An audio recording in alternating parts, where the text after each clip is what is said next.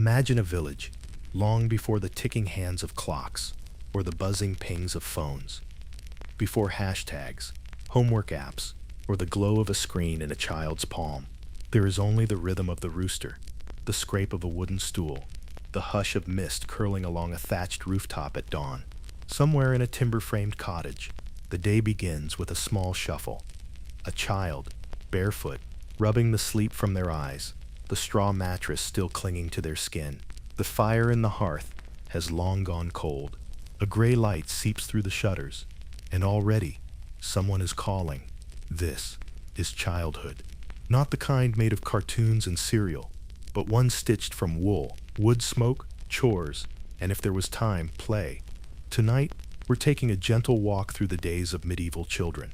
What they did, where they went, what laughter and labor filled their waking hours before bedtime, came with the stars and the sound of owls in the dark.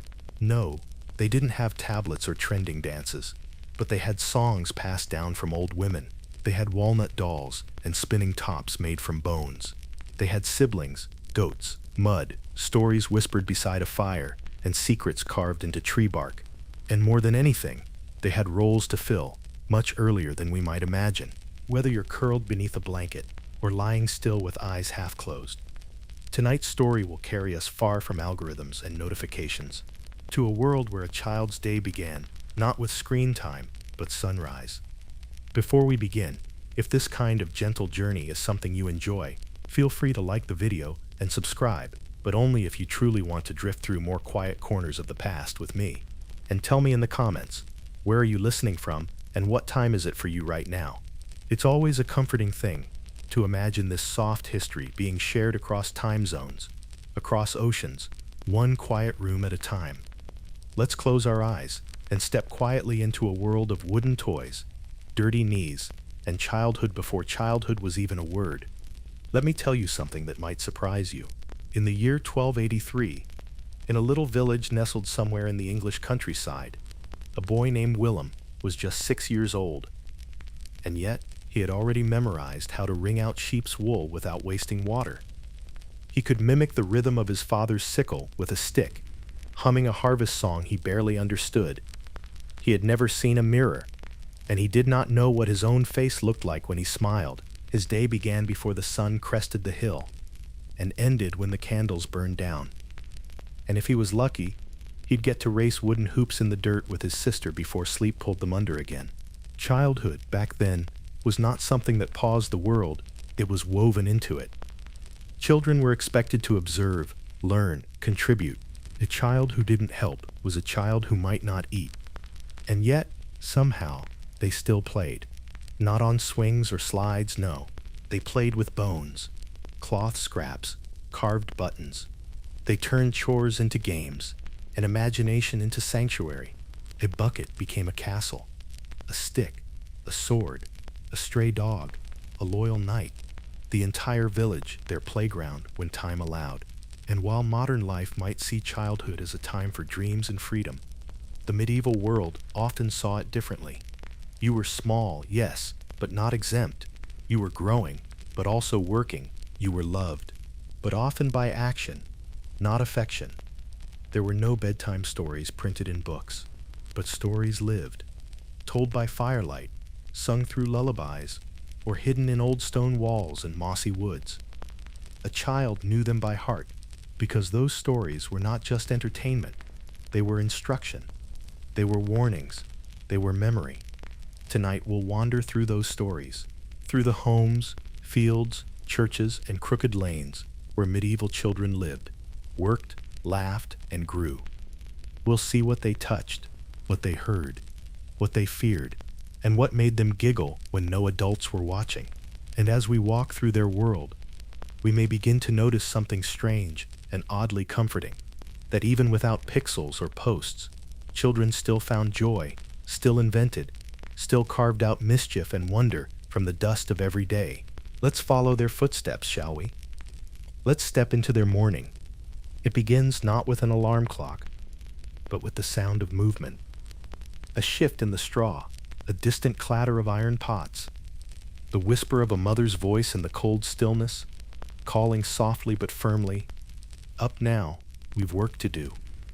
In a cottage made of wattle and daub, the morning does not wait for anyone, not even the youngest. A child wakes up curled next to siblings under a shared blanket of coarse wool, the scent of smoke and damp earth clinging to their skin.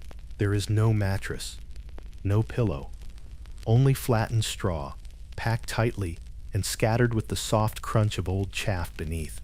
Their eyes open slowly, crusted with sleep, and for a moment they stare at the wooden beams above, the same beams they've stared at since they were born.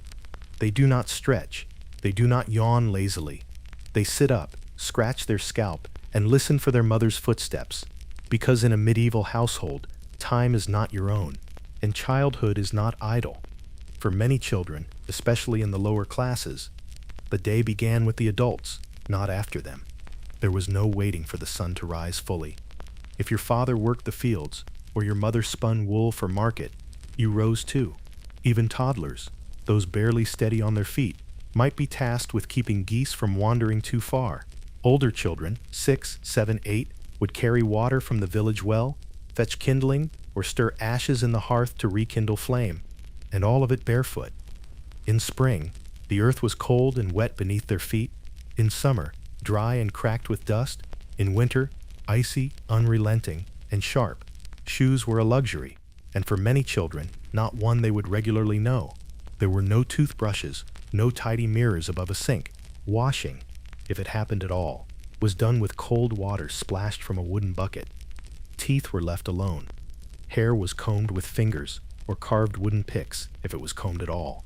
A child might be dressed in the same smock they wore to sleep. A single layer of linen, cinched with a belt rope.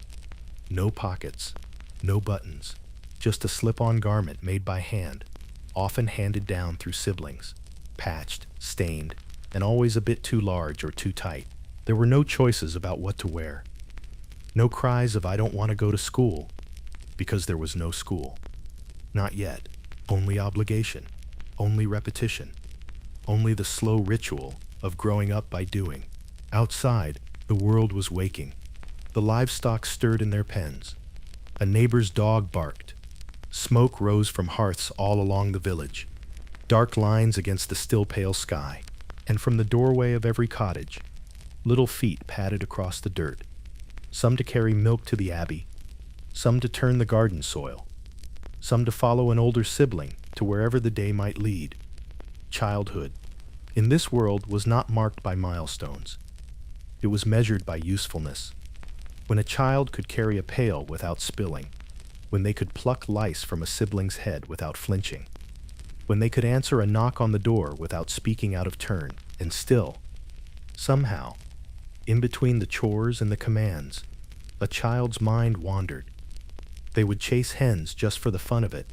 They would whisper made-up stories to themselves as they swept the floor. They would hold a beetle in their palm like it was a treasure from another kingdom. They were not immune to wonder, only trained, from the beginning, to keep it quiet. And for those born to noble families, children of knights, barons and minor lords, the dawn was not so cold, not so rushed, but it still came early. There were servants to help dress them, yes. There were cushions and combs and bowls of warm water, but there were also rules, expectations, tutors. A child born into status had no more freedom than a child in the fields, only different chains polished with courtesy and formality. They learned to read Latin prayers before they learned to play. They sat through stiff meals in silence. They were taught to bow, to kneel, to listen, to obey. And when they slipped away to run in the garden, their laughter, though real, was always brief. So wherever they were, castle, cottage, or cloister, the first hours of a medieval child's day were not spent scrolling, or lounging, or delaying. They were spent becoming someone useful. And in this early light, with the smell of baked bread rising and the hens already pecking at the earth, the world didn't wait for them to be ready. It never did. In the medieval world, formal classrooms were rare, but instruction, real, relentless instruction, was everywhere. It happened by watching, by listening, by doing, fumbling, failing, and being corrected with a word or a nod or sometimes a smack. The first teacher a child would ever know was their mother. From the moment a child could walk steadily, their hands were kept busy. For girls, the mother's world was a small circle of repetition. Thread the needle, spin the wool, scrub the pot until it reflects candlelight, mind the little ones, mind the fire, mind your manners. The day was long and quiet and filled with gesture. A glance from a mother might mean, "Don't speak now."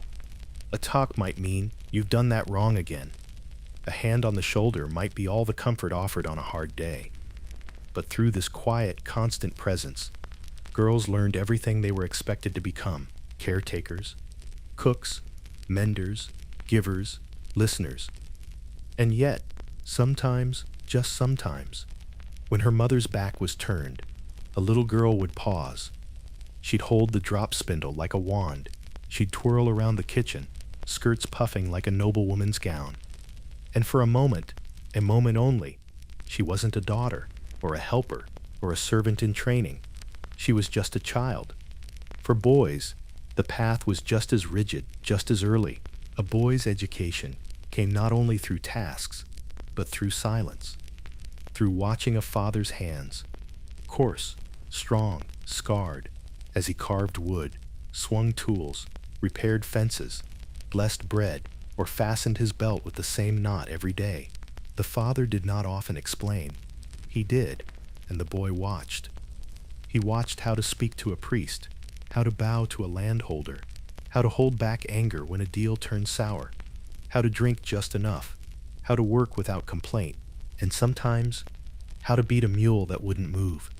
It was all learning, every grunt, every cough, every command thrown over a shoulder, an informal curriculum passed down like a family recipe with no written words, and the boy was expected to absorb it. By 10 or 11, a child could already work a field, wield a small blade, mend his own tunic. He could spot edible herbs. He knew when a storm was coming by the tilt of birds in the sky. He knew not to interrupt grown men in the tavern. And he knew, perhaps most clearly of all, when to be invisible, because children were beloved. Yes, but they were not indulged. Love was not given through praise, or affection, or sentiment. It was given through discipline, through preparation, through teaching you how to endure, because no one else would do it for you. Still, even in these rigid roles, even beneath the weight of expectation, there were stolen moments. A girl giggling behind her hand as she drops flour on purpose, just to see the puff. A boy running faster than needed, just to feel the wind bite his cheeks. A sister whispering to her brother behind the barn, making up a song with nonsense words and shared glances.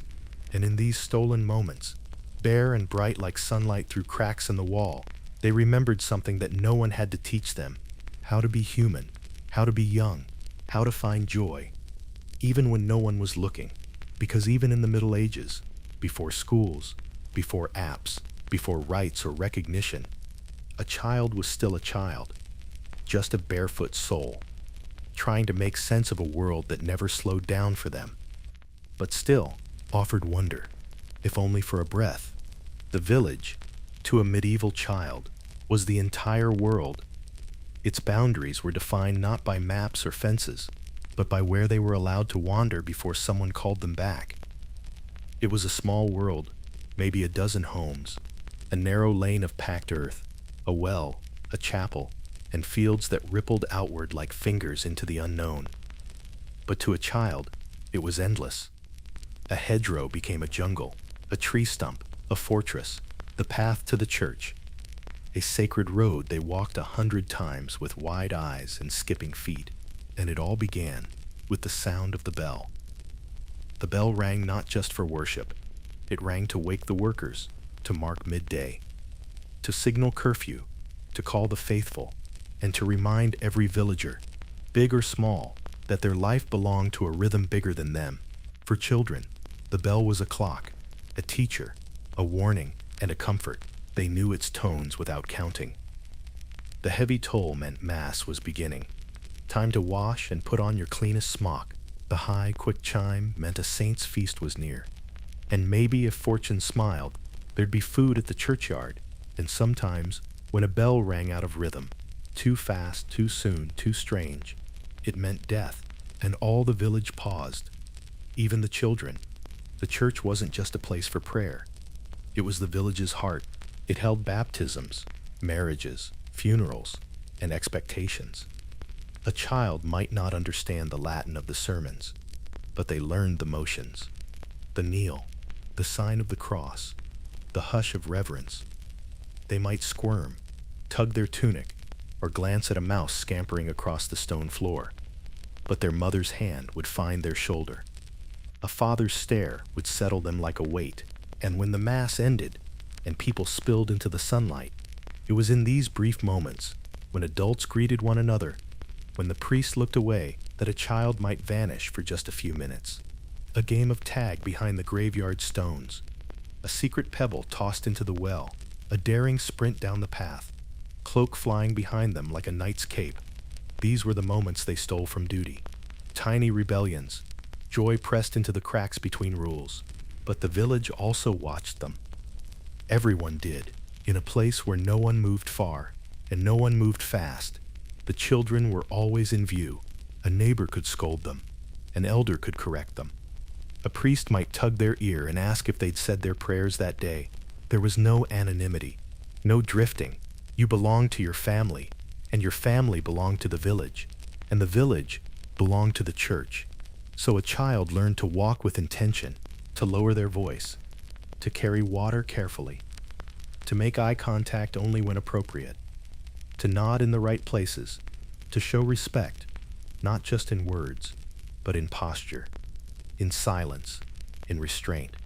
And yet, some children still whistled when they worked, still carved their initials into the church door when no one was watching, still giggled when the priest's robes fluttered too high in the wind, because the child was learning not just how to be good, but how to be subtle, how to play the part of obedience while harboring a secret world inside, a world of pretend and imagination, of invisible dragons and treasure buried in the marsh, of songs sung under breath, and questions never asked aloud.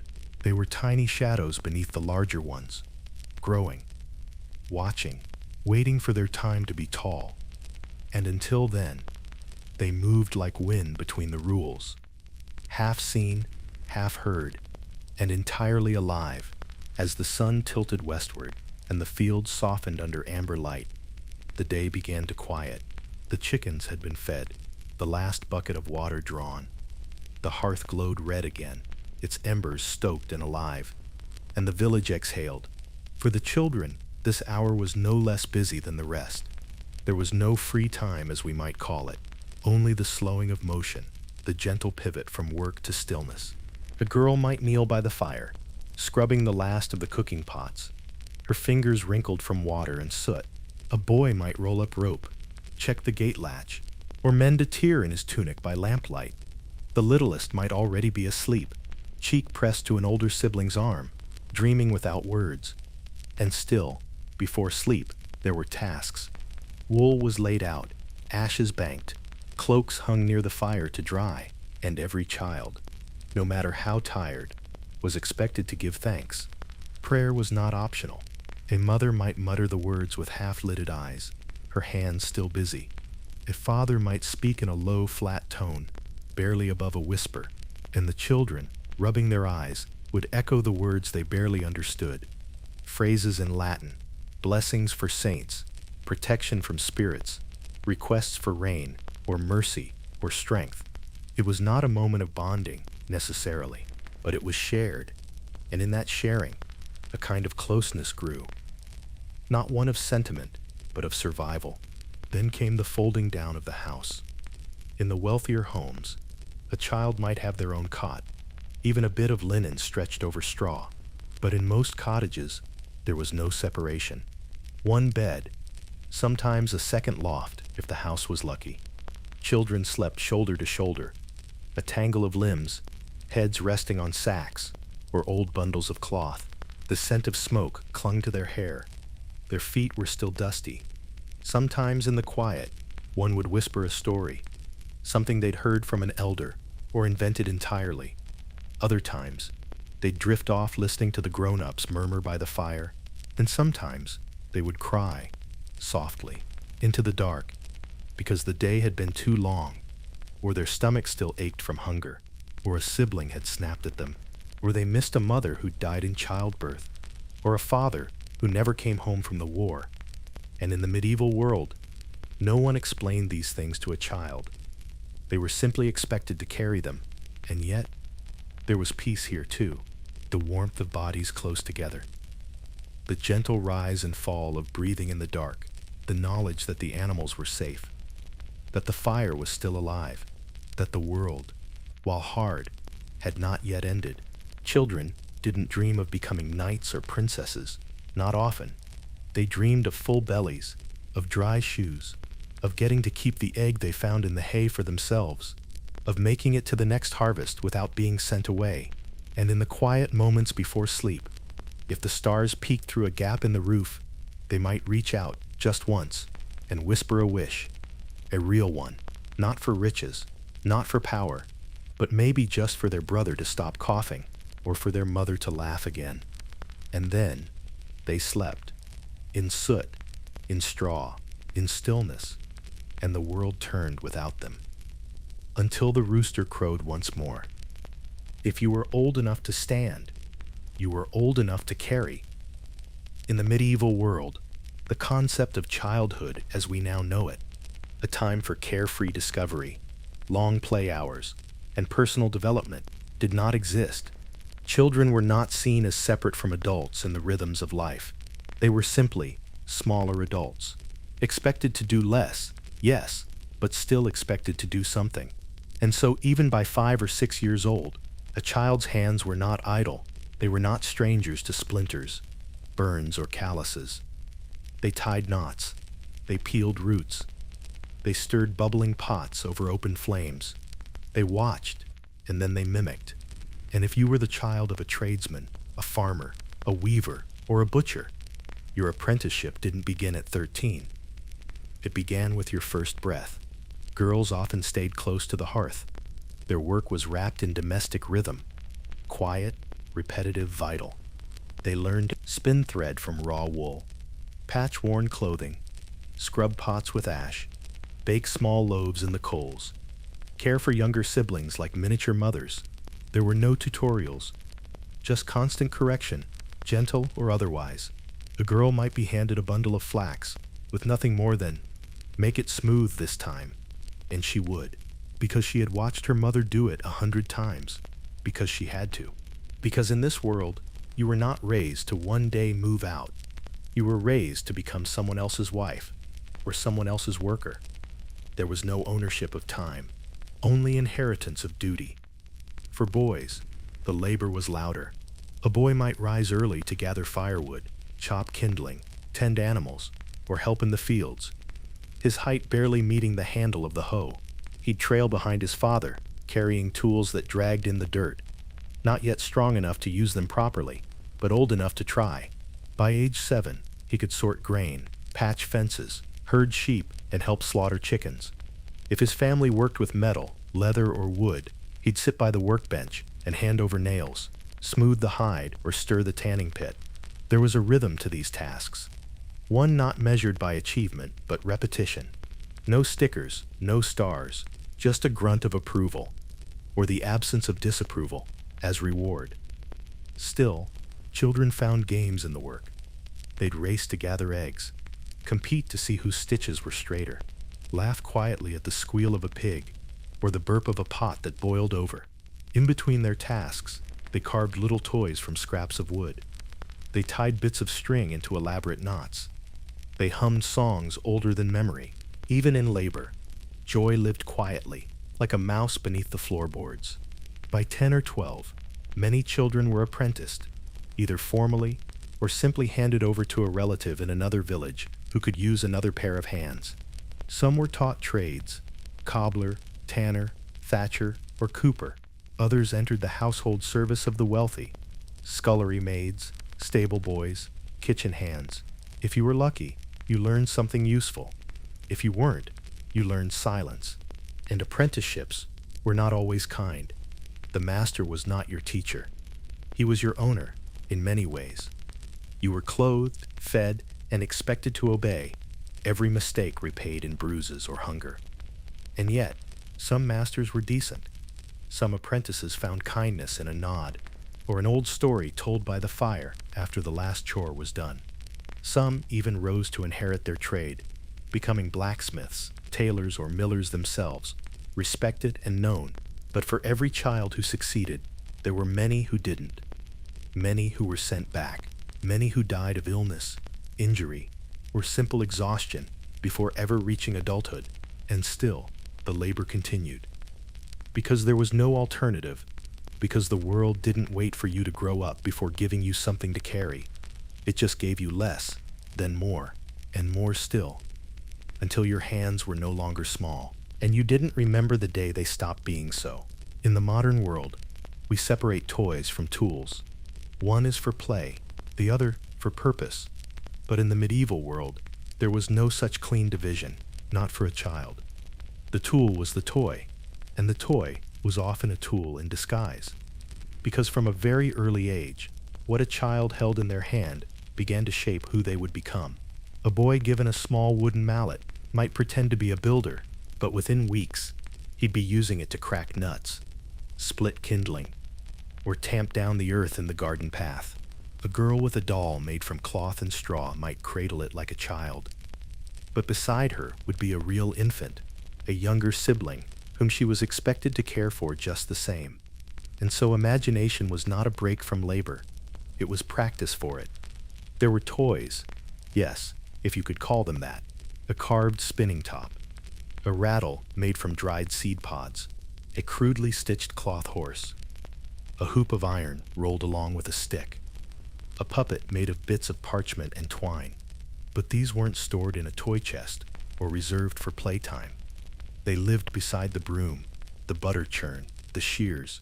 They were grabbed during a break between chores, or shared quietly on the steps while the bread baked. Sometimes they were gifts.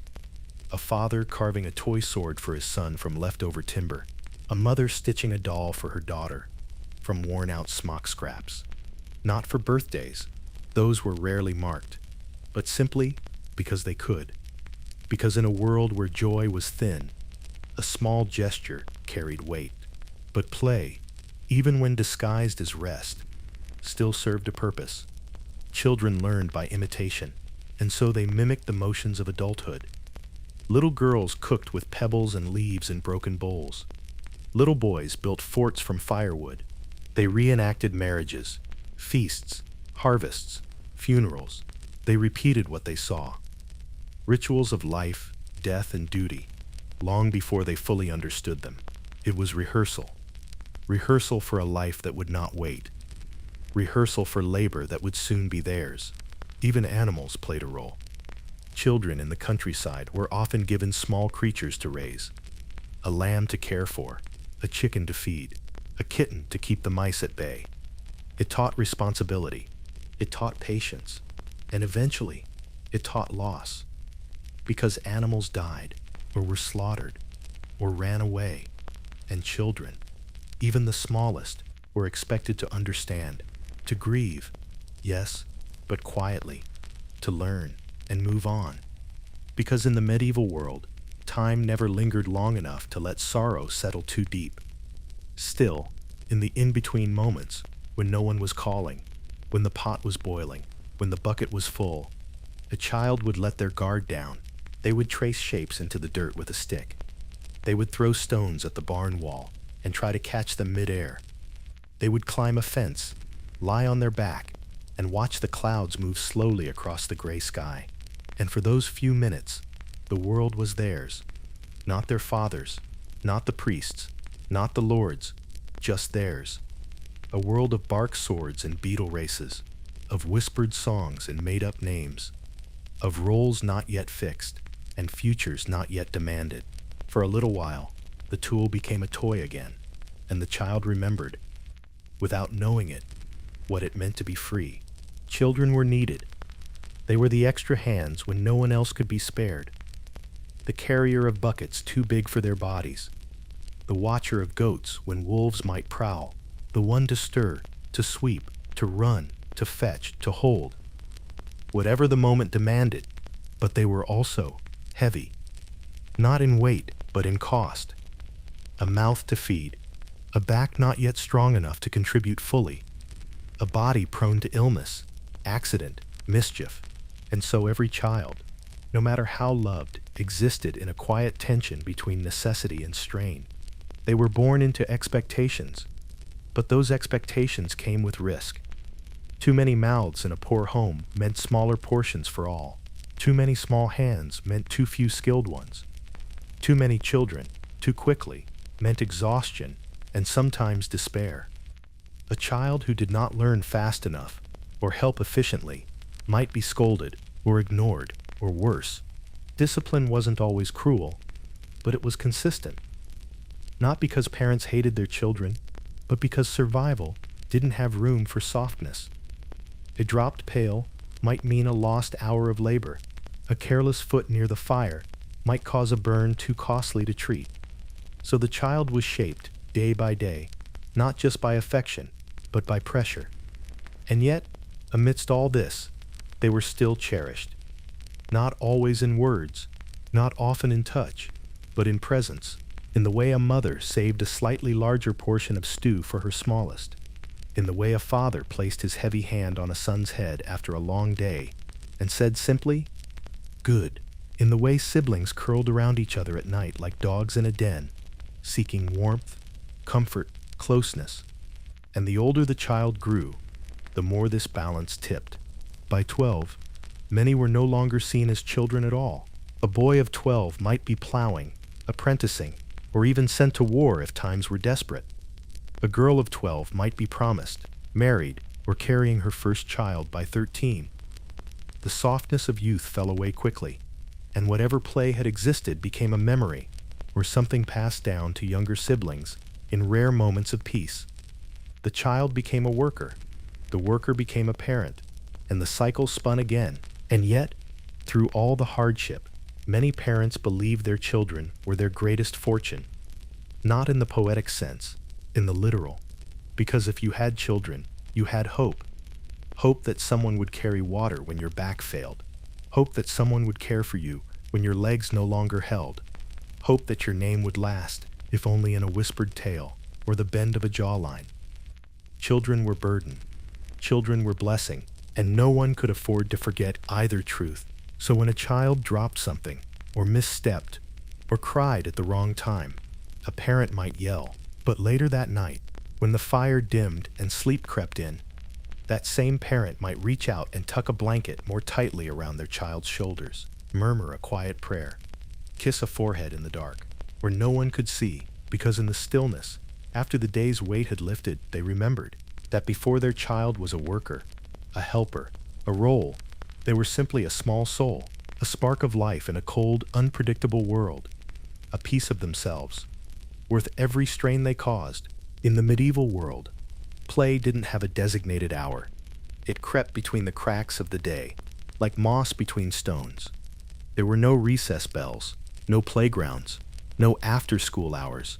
Children played in the short silences between chores, when the pail was full but hadn't yet been carried, when the bread was baking but hadn't yet risen, when the adult voices quieted just long enough for laughter to sneak in. It was not permission joy, it was stolen, and in those moments, children transformed their world. A stick became a sword, a scrap of cloth became a royal cape, a cluster of pebbles became soldiers in a grand battle, reenacted beside a chicken coop. This wasn't play for play's sake. It was practice. It was memory. It was survival. Turned soft, if only for a few minutes. Toys were rare, not because they weren't wanted, but because they couldn't be afforded. So children built their own. A circle of rope became a hoop to roll. Scraps of thread braided into dolls. Bone fragments turned into dice. Mud shaped into animals, then baked in the sun. A broken comb became a makeshift crown. Nothing was wasted. Everything had potential. Old spoons were catapults. Discarded shoe leather became masks. A worn-out linen sash tied around the head transformed a child into a crusader or a thief, depending on the tale that day. Even chores held toys inside them. Turnips carved into faces. Hay bales turned into forts. cabbage leaves shaped into hats. And in this world of transformation, even poverty became a canvas. Where modern toys dazzle with lights and instructions, medieval children had freedom, the freedom of a mind not yet limited by buttons and blinking lights. Rhyme was the soundtrack of the medieval child. Simple, catchy, oddly haunting. Chants passed from one child to another like inherited spells. Dust to knees and bells to bone. Step not thrice, or stay alone. These weren't just nonsense rhymes. They were memory devices, warnings, miniature moral codes, delivered in sing-song. Children chanted as they worked, chanted as they played, chanted as they dared each other to jump the ditch or knock twice on the abbey door. Even toddlers learned the cadence before they knew what the words meant. And once a rhyme entered your mind, it stayed forever. Just ask anyone who grew up near the edge of the forest, where the bells didn't ring quite right. They still remember the verses, and they still won't step on that third stone by the well.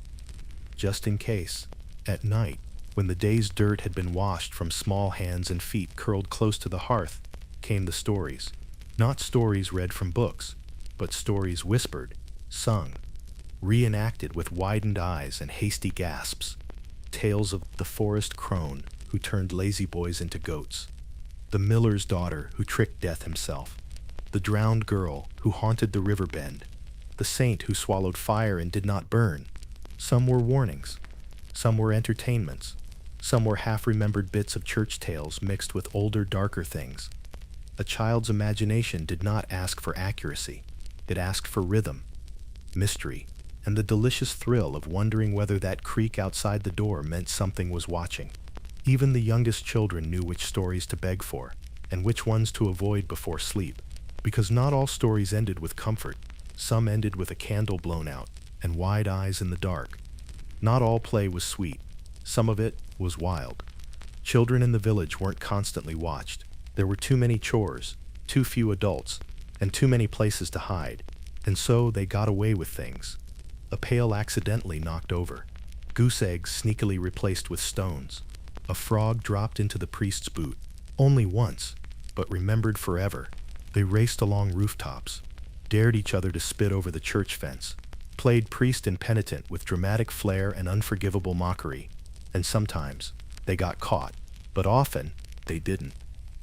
Because in a world so ruled by duty, mischief became resistance, not rebellion, just proof that they were still children, despite everything expected of them.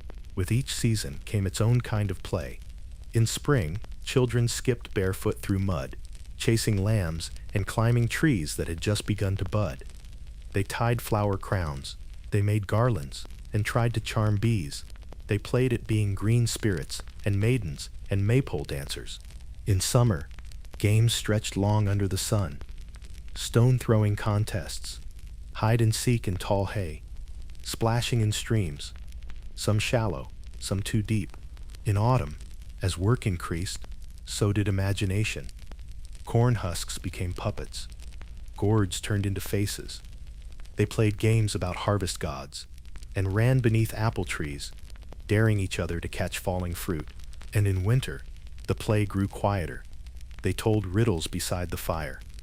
They drew on frost with bare fingers. They carved animals from wax, acted out tales using shadow and lamp flame. The world shaped their games, and the games shaped their memory of the world. Children didn't just play to escape the adult world, they played to understand it. They reenacted weddings, complete with flowers and hand-fasting ribbons. They mimicked death rituals, laying a friend to rest beside a hay bale and saying made-up prayers. They sold bread made of dirt and punished dolls for not following made-up rules. This pretend wasn't trivial. It was rehearsal. Rehearsal for gender roles, rehearsal for work, rehearsal for the ceremonies they would one day live. A girl playing mother was being taught what her future held. A boy pretending to scold a lazy worker echoed what he'd seen and would someday do. Even in imagination, adulthood loomed large, but still, a doll might fall in love with a pig. A priest character might suddenly fly. A merchant might trade cheese for wishes. Fantasy poked through. Always, one of the most sacred kinds of play for a medieval child was scary play. They dared each other to enter the woods alone, to knock on the church door at dusk, to say forbidden names near the graveyard.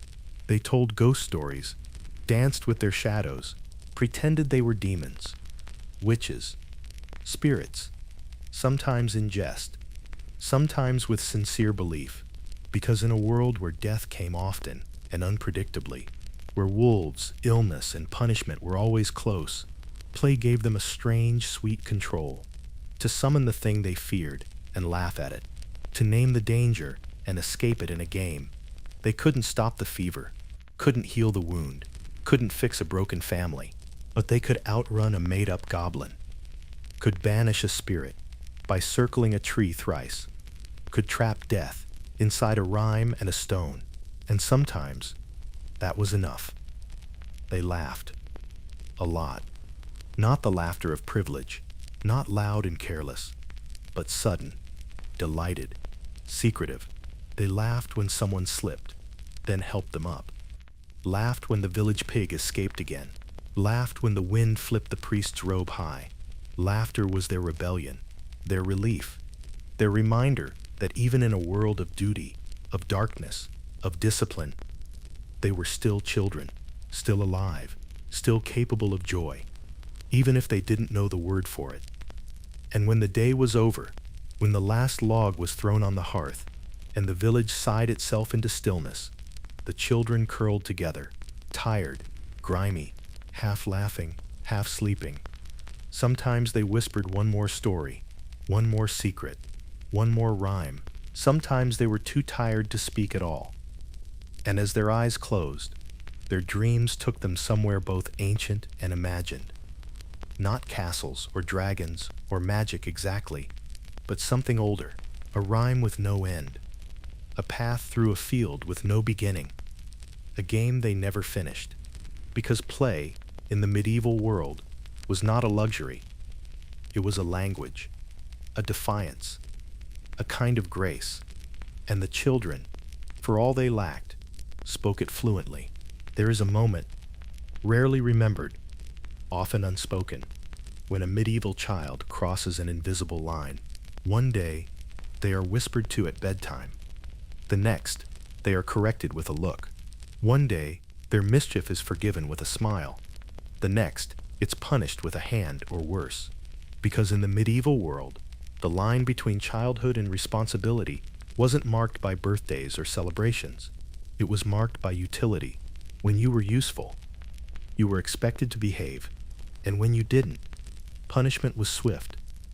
A wooden spoon across the back of the hand, a slap, a cuff to the ear, a switch from the garden, a bucket of cold water poured over a child to jolt them from disobedience, or a scolding so sharp it left no mark, just silence. This wasn't cruelty, not always. It was considered care, protection, preparation, because the world outside the cottage was harder still, better, they believed. To learn pain young, than to be destroyed by it later. Discipline didn't always happen at home. In small villages, discipline could be seen. A child who stole might be shamed in front of neighbors, made to stand barefoot in winter, arms raised until they sobbed, tied to a post near the church, not beaten but stared at, because sometimes shame was more powerful than bruises. A girl caught lying might have her tongue smeared with ash. A boy who skipped prayer might have to kneel outside the church for hours in full view of the community. And in some rare cases, particularly for older children, punishment mimicked adult justice, held in stocks, marched before the reeve, threatened with exile. These were warnings, not just to the punished, but to every child watching. This is what happens when you forget your place. This is what it means to grow up too slowly. For medieval children, belief wasn't optional. It was the air they breathed. God was watching, always. So was the devil. So were the saints. So were the ghosts in the woods, and the things that lived just outside the light. The child learned early that to misbehave wasn't just wrong. It was sinful. If you lied, the devil might take your tongue. If you skipped your prayers, an angel would fly away and never return. If you cursed the name of a saint, the cow might die, the bread might not rise. The river might take someone you loved, and while adults could confess, atone, plead, children were not exempt. They too had to say their paternosters, had to cross themselves before sleep, had to fear the fire, not just in the hearth, but in hell. Religion, for them, was not comfort, it was structure, a fence around their wildness, and within it, they moved very, very carefully. Beyond the church, there were other beliefs, older, darker, whispered by grandmothers and midwives when priests were not listening. A child was warned. Don't walk across the threshold with your left foot first. Don't touch the chimney ash before speaking a blessing. Don't answer when someone calls your name from the woods. Don't touch the cradle when the moon is full. But one believed just the same. Children learned to fear the unseen and to navigate life through gestures they didn't fully understand, a charm hidden under their mattress, a sprig of rosemary tied into their belt, a ribbon around their wrist to keep the spirits confused. These weren't games. They were survival, disguised as ritual, and to ignore them was to invite something in, something no child wanted to face alone. The clearest sign that childhood had ended wasn't found in play, but in work. At age 10 or 11, a boy might begin a formal apprenticeship. He'd leave home, sometimes never to return. He'd sleep on straw, eat last, be beaten first. He'd work from sunrise to dusk and still be called lazy. But if he survived, he'd become someone. A shoemaker, a tailor, a smith. For girls, the end was quieter, but just as heavy. By 12 or 13, many were married. Some had children of their own before they stopped playing pretend. Even if unmarried, they worked full days, milking, tending fields, helping with births, cooking, spinning, endlessly spinning. And yet, no celebration marked the transition. No bar mitzvah, no debut, no age of majority, just a shift in how others spoke to you. Less gentle, less forgiving, because now you were part of the burden. No longer being carried, but carrying. There were moments, though, when change was acknowledged, not with joy, but with ritual. Confirmation was one such moment. A child, dressed in their best, eyes downcast, stood before the church and received a holy slap, a symbolic reminder. The world is not kind. God expects obedience. Prepare yourself. In some places, there were community ceremonies for First Communion, First Confession. In rare households, a boy's first kill in the forest, or a girl's first weaving sold at market, was celebrated with quiet pride. But these were not parties. They were passages, moments where a child looked up and realized, they expect more of me now, and I cannot go back. By modern standards, they were still children, but by medieval law, a girl of 12 could marry. A boy of 14 could inherit, and so they did. A girl might marry a man twice her age, move to a house she'd never seen, cook for people she did not know, carry a child before her body was fully grown. Some didn't survive the birth. Some didn't survive the winter. Some simply endured. For boys, the weight was different. They were told to lead, to provide, to fight. At 15, a boy might wield a sword, not in play, in battle. The world gave no pause, and when you asked an adult who had once been a child, what was your childhood like, they might simply say, it was over before I knew it had begun. But even when childhood ended, traces remained. An old man might hum a rhyme he hadn't sung in 60 years. A woman might smile at the smell of rosemary, remembering how she wore it in her hair before she knew what sorrow felt like. They rarely said it aloud, but some part of that barefoot child still lived inside them, still remembered the way mud felt between toes, still remembered the thrill of getting away with something small, still remembered a friend's whisper beside the fire, just before sleep. And though the world had hardened them, the memory of that softness never fully left. It was buried, like a doll beneath the floorboards, like a rhyme carved into the back of a barn beam, still there, still waiting. When a medieval child died, as many did, they were not eulogized. not always buried with toys, not often remembered by more than a name etched in parish records. But sometimes, a story lingered. He was the one who climbed the tower barefoot. She always braided her sister's hair without being asked. He told that story about the pig with the crown. Remember? Their legacy wasn't written. It was spoken, then whispered, then forgotten. And in the end, only the rhythm remained. The old rhymes, the silly dances, the shadow puppets on a barn wall at dusk. Even when the child was gone, the play endured, passed to the next, and the next, and the next, until the game became history, and history became sleep. Now that our long walk is nearly over, let's sit here just for a moment longer, in the hush of history, where barefoot children once raced down dirt paths and vanished into time. They were not written into the books, their names rarely etched in stone. No paintings, no statues, no portraits framed above mantels, but they were there. Little hands stirring pots, small feet pressed into frozen mud, eyes wide with stories, minds lit with questions no one had time to answer.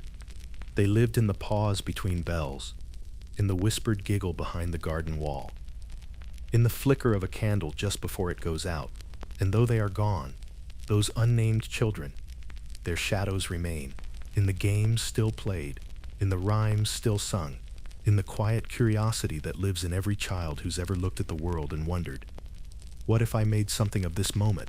What if I just played? We think of history as kings and wars and grand architecture, but history also lives in the way a child skips a stone, or ties a ribbon to a twig, or carves a smile into a turnip and gives it a name. Their lives were hard, but they found softness. Their days were long, but they found lightness. Their world was structured and harsh, but they found magic in dust, in string, in rhyme, in laughter. And now, as we settle into sleep, perhaps we carry a little of their world with us. A world before noisy, before notifications, before childhood became curated and scheduled. A world where a game needed nothing but time and a friend to share it with. Thank you for joining me tonight. If this story brought you peace, feel free to subscribe, but only if you'd like to dream with us again sometime. And tell me, where are you listening from? And what time is it for you right now? It's always comforting to know these stories are being heard in bedrooms, kitchens, and quiet corners all around the world. Until next time, sleep well. And remember, even in the most forgotten corners of history, the laughter of a child still echoes.